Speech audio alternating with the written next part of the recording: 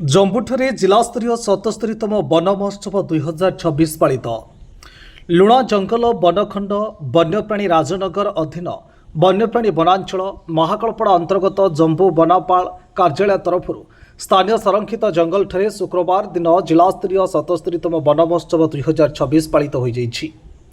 कार्यक्रम में जिलापाल रघुराम आर आयर, वनखंड अधिकारी भरद्वाज गांवकर, सहकारी वन संरक्षक गगन बिहारी मल्लिक, उपजिलापाल अरुण नायक, वनांचल अधिकारी जम्बूर शांतनु दलाई, राजनगर चित्तरंजन बेउरा, शासनपेटा कपिलेन्द्र प्रधान, जिला कृषि अधिकारी सुरेश मल्लिक आदि आमंत्रित अतिथि भाव मज्जासीन होते।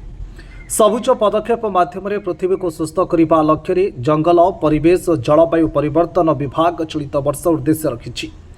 एने आयोजित वन महोत्सव कार्यक्रम प्रारंभ में वृक्षारोपण कार्यक्रम पर सभा कार्य अनुष्ठित होता। विशेषकर माँ पई गछटिए वार्ता प्रचार प्रसार सहित सभी गोटे गोटे गछ लगाई युवपीढ़ी सुस्थ परिवेश गढ़ी तोड़ा नहीं सभी संकल्प होते।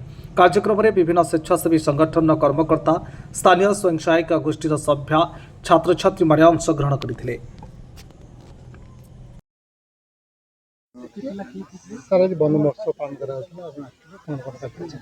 देखो आज जिला स्तरीय वन महोत्सव कार्यक्रम आम जम्बू पंचायत रे आयोजन करा जायछि एवं एथरे हमर किछि गछ लगेबार कार्यक्रम थिला एवं तापरे हमर जो सभा रे हमर पंचायत रो समस्त माँ माने, छात्र छात्री माने, विधायक प्रतिनिधि, स्थानीय सरपंच समस्त को नेकी कार्यक्रमटी हेछि एवं मुख्यमंत्री अवार्ड जी पाई भी ये आज समर्थित करा जायछि।